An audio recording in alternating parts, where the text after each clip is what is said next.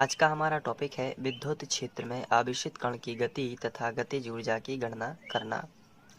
तो जैसे ही ये क्वेश्चन एग्जाम में पूछा जाएगा तो सबसे पहले यहाँ पे लिखा है विद्युत क्षेत्र में, तो आपको एक विद्युत क्षेत्र बनाना पड़ेगा। अब क्वेश्चन ये उठता है कि विद्युत क्षेत्र कैसे बनाया जाएगा। तो हमें चूँकि कोई आवेशित कण रहेगा, और आवेशित कण का मतलब होता है जिस पर कोई आवेश हो, कोई पार्टिकल जिस पर कोई आवेश हो, तो उसे लेना है और उसकी गति कैसे होगी वो करना है। तो क्वेश्चन ये उठता है कि विद्युत क्षेत्र कैसे बनाया जाए। तो विद्युत क्षेत्र बनाने के लिए मैं यहाँ पे एक चित्र बनाने के लिए अलग पेपर का यूज़ कर रहा हूँ, और यहाँ पे विद्युत क्षेत्र बना लेते हैं। वो भी विद्युत क्षेत्र एक समान होना चाहिए। तो एक समान विद्युत क्षेत्र होने के लिए सबसे पहले मैंने कोई एक छड़ ली या कोई प्लेट ली, और इसको प्लेट ए कहेंगे हम लोग। क्या कहेंगे? प्लेट ए। और इसको हमने प्लस चार्जेस दे दिए हैं। तो इसके बाद हमने यहाँ पर एक और प्लेट ली जिसका नाम हम रखेंगे प्लेट बी। तो यहाँ पे हम इसे नाम दे देते हैं प्लेट बी, लेकिन हम इसे प्लस नहीं बल्कि माइनस चार्ज देंगे। तो अब आप ये सोच रहे होंगे कि इसे माइनस चार्ज क्यों दिया। तो इसका आंसर ये है कि हमें चाहिए विद्युत क्षेत्र, और वो विद्युत क्षेत्र हम लोग एक समान बना रहे हैं। तो आप जानते हैं कि विद्युत बल रेखाओं की जो विशेषता है वो धन से निकलती हैं और ऋण पर समाप्त होती हैं, यानी कि धनात्मक आवेश से निकलती हैं और ऋणात्मक आवेश से समाप्त होती हैं। तो इस तरीके से हम एक लाइन यहाँ पे बना सकते हैं। ये देखिए, ये विद्युत बल रेखाएं इस तरीके से बनेंगी। तो यहाँ पे सभी जगह जो होगा विद्युत क्षेत्र एक समान होगा, क्योंकि ऐसी लाइंस हर जगह बनेंगी ऐसी। तो विद्युत क्षेत्र कैसा होगा? समान होगा।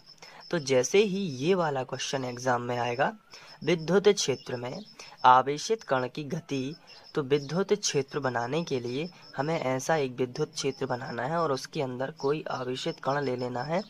तो यहाँ पे हम कोई आवेशित कण ले लेते हैं।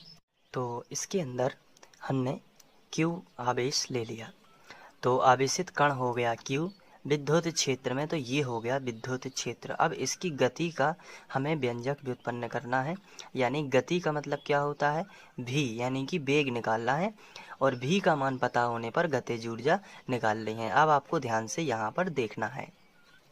सबसे पहले हमने जो यहाँ पे चित्र बनाया है उसके बारे में लिख लेते हैं। तो चित्र में क्या है? A तथा B दो प्लेटें हैं जो धातु की हैं तथा विपरीत आवेशों से मिलकर बनी हैं। तो हम यहाँ पे लिखेंगे, माना कि धातु की दो प्लेटें A तथा B हैं जो विपरीत, यहाँ पे विपरीत आवेश से आवेशित हैं। तो इस तरीके से आपको पहले भाषा लिख देनी है। माना कि धातु की दो प्लेटें A तथा B हैं जो विपरीत आवेश से आवेशित हैं।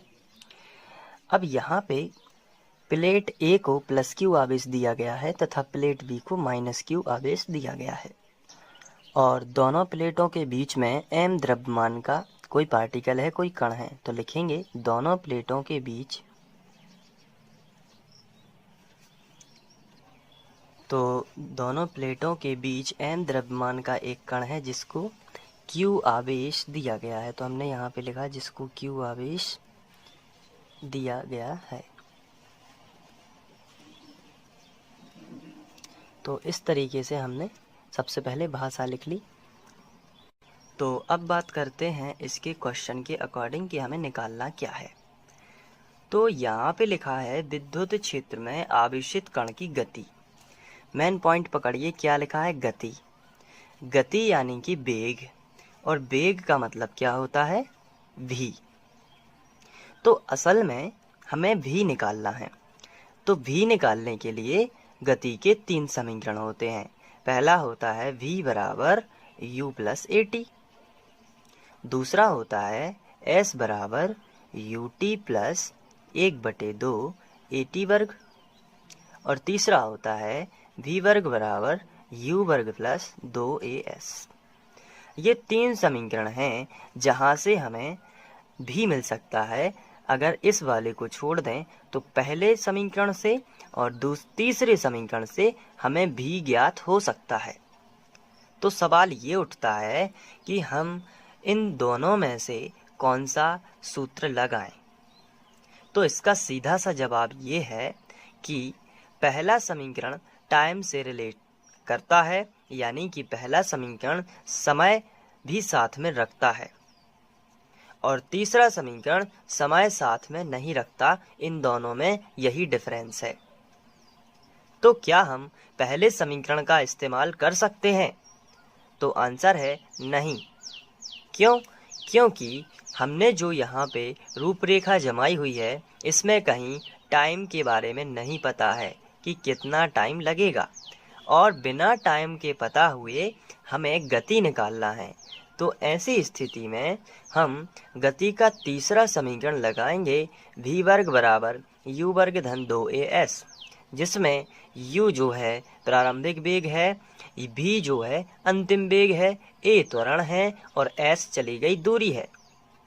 तो u प्रारंभिक वेग यहाँ पे 0 रहेगा, क्योंकि शुरुआत में स्थिर मान के हम चलते हैं, फिर जब विद्युत क्षेत्र के कारण इस पर बल लगेगा तो ये आगे की ओर बढ़ेगा।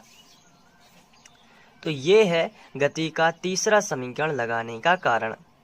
तो हमें भी ज्ञात करना है, यानी कि हम लगाएंगे गति का तीसरा समीकरण। लेकिन यहाँ पे हमें क्या क्या चाहिए? भी चाहिए, u तो 0 रहेगा, भी तो हमें ज्ञात ही करना है, तो भी का मान तो हमें ज्ञात करना है, तो ये कहीं से हमें मान मिलेगा, लेकिन भी ही रहेगा। u जो है वो तो 0 रहेगा, 2 ही लिखा जाएगा। a का मान हमारे पास नहीं है और चली गई दूरी हम दोनों प्लेटों के बीच की दूरी के बराबर मान लेते हैं, और ये है, मान लेते हैं दोनों प्लेटों के बीच की दूरी d है। तो आवेशित कण अधिकतम कितना चल सकता है? d, क्योंकि वो विद्युत क्षेत्र में ही चलेगा, इसलिए जो है s की जगह पर तो हम d लिख देंगे। लेकिन a का मान कैसे आएगा? क्वेश्चन ये उठता है कि a का मान कैसे आएगा। तो a का मान निकालने के लिए देखिए कैसे निकालेंगे। अभी यहाँ पे आपको समझते जाना है कि a का मान कैसे निकालेंगे। तो इसके लिए a जो होता है ये किस में आता है? आंसर है F बराबर ma के फॉर्मूले में। जब गति होती है तो ये फॉर्मूला लगता है। तो F बराबर ma, तो यहाँ से हम a का मान निकाल सकते हैं। m जो है गुणा में है तो ये बटे में हो जाएगा, तो F बटे m बराबर a। ये देखिए a का मान हमें मिल गया। लेकिन F का मान भी होता है Q इंटू ई। तो यहाँ पे हम लिखेंगे Q इंटू ई। F की जगह पर F का फॉर्मूला Q इंटू ई होता है। मैं आपको पहले ही बता चुका हूँ कि लगने वाला फोर्स तीव्रता और आवेश के गुणनफल के बराबर होता है। तो F की जगह पर लिख देंगे Q इंटू ई और बटे में क्या कर देंगे m। तो ये A का फॉर्मूला बन गया। लेकिन E जो है ये क्या है? तो E जो है तीव्रता है, और तीव्रता की जगह पर हम क्या लिख सकते हैं? तो तीव्रता जो है मैंने आपको शुरू में बताया था कि किया गया जो कार्य होता है, कार्य क्या होता है? कार्य किसके बराबर होता है? तीव्रता गुणित विस्थापन के।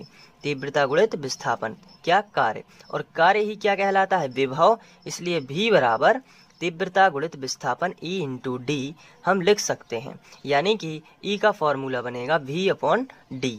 ये देखिए v बटे डी बराबर क्या बन गया? E। तो E का फॉर्मूला होता है v बटे डी, या v का फॉर्मूला E गुणित डी, तीव्रता गुणित विस्थापन। इसलिए ये जो E आपको दिख रहा है इसकी जगह पर मैं क्या लिख सकता हूँ? v बटे डी। तो Q अभी मैं डिटेल में बता रहा हूँ, केवल मैं शॉर्ट में अभी समझा रहा हूँ ताकि आप एक रूपरेखा जमा सकें अपने दिमाग में।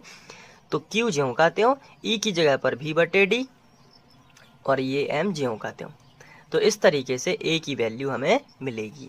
तो ये है इस पूरे व्यंजक का सार। आइए इसको अब डिटेल में करते हैं। तो सबसे पहले हमने चित्र बना लिया, भाषा लिख ली। अब हमें गति का तीसरा समीकरण लगाना है। तीसरे समीकरण में होता है त्वरण, तो हम लिखेंगे इसी जो पार्टिकल है इस पर लगने वाला बल। तो हमने लिखा कि दोनों प्लेटों के बीच m द्रव्यमान का एक कण है जिसको q आवेश दिया गया है, तो इस पर लगने वाला बल।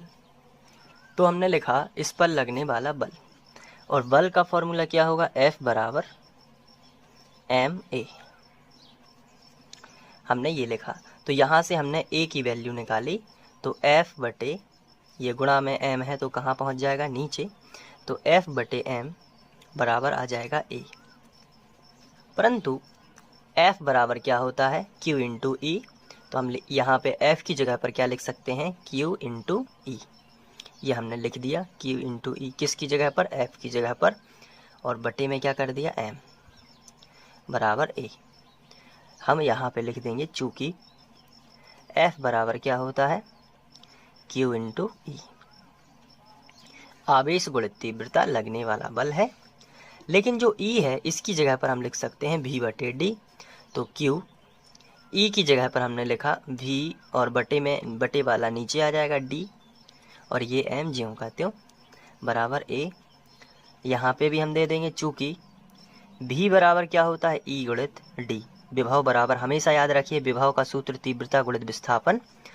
तो E बराबर गुणा में D है तो बटे में पहुँच जाएगा, तो V यहाँ ज्यों का त्यों गुणा का D आ गया बटे में बराबर E।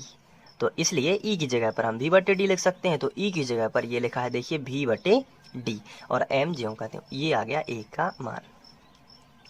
अब A का मान मिला है तो इसका क्या करेंगे, तो आंसर है जैसे ही हमें A का मान मिलेगा, यहाँ मैंने आपको बताया है A का मान जैसे ही मिलेगा तो गति के तीसरे समीकरण में हम रख सकते हैं। यहाँ पे जो D है उसके बारे में सबसे पहले लिख देते हैं, जहाँ D क्या है, एक नया टर्म आया है तो लिख देंगे जहाँ D बराबर दोनों प्लेटों के बीच की दूरी। तो इस तरीके से हमें D परिचय करवा देना है। आगे बढ़ते हैं। यहाँ हमें A का मान मिला है, इससे ये पता चलता है कि कण जो है त्वरित गति करता है। तो हम यहाँ पे साफ साफ लिखेंगे कि अतः कण त्वरित गति करता है। अब गति का तीसरा समीकरण लगाते हैं। तो लिखेंगे यदि कण u बराबर 0 से चलना प्रारंभ करेगा और d दूरी तय करने के बाद उसका वेग भी हो जाए, तो गति का जो तीसरा समीकरण है उसको लगा देते हैं। v वर्ग बराबर u वर्ग प्लस 2as। चलिए मान रखते हैं। तो v वर्ग बराबर u तो 0 ही रहेगा, प्रारंभ से हम लोग लिख रहे हैं चलना प्रारंभ करता है, प्लस 2 a जो है उसकी वैल्यू रख देते हैं QV बटे MD। ये हमने अभी निकाली है ऊपर से, ये देखिए QV बटे MD, तो ये हमने यहाँ पे रख दी, इंटू S जो है वो चली गई दूरी है तो उसको भी हम D ही प्रेजेंट करेंगे। तो यहाँ D और D कैंसिल हो जाएगा, तो V स्क्वायर बचेगा, ये 0 ही रहेगा, तो 2QV बटे M। ये देखिए यहाँ पे तो V स्क्वायर ये है, तो गति निकालना है, वर्ग घटेगा तो वर्गमूल आ जाएगा, 2QV बटे M। ये गति का व्यंजक आ गया। अब यदि हमें गतिज ऊर्जा निकालनी है तो हम लिखेंगे तथा गतिज ऊर्जा K बराबर होती है 1/2 mv वर्ग। तो K बराबर 1/2 m ज्यों का त्यों, और V स्क्वायर का पूरा मान, V का नहीं V स्क्वायर का कितना है, मल्टीप्लाई 2QV बटे M। तो 2 से 2 कैंसिल और M से M कैंसिल, तो K बराबर क्या मिलेगा, ओनली QV। और इस तरीके से QV हमें मिलेगा। हम यहाँ पे जूल भी लिख सकते हैं। तो ये हो गई गतिज ऊर्जा। तो बस आपको फिनिश लाइन लिख देनी है, विद्युत क्षेत्र में आवेशित कण की गति तथा गतिज ऊर्जा का व्यंजक है। तो इस तरीके से आप इसे सॉल्व कर पाएंगे। मैं आपको स्क्रीनशॉट दे देता हूं ताकि आप इसे नोट्स में सिस्टमेटिक लिख पाएँ। इसी तरीके से आप लिखेंगे तो एग्ज़ाम में आपका एक भी अंक नहीं कटेगा। आइए स्क्रीनशॉट ले लेते हैं। ये पहला शॉट है।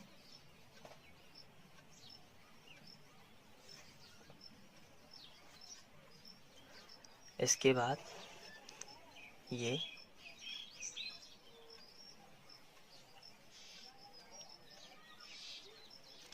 इसके बाद ये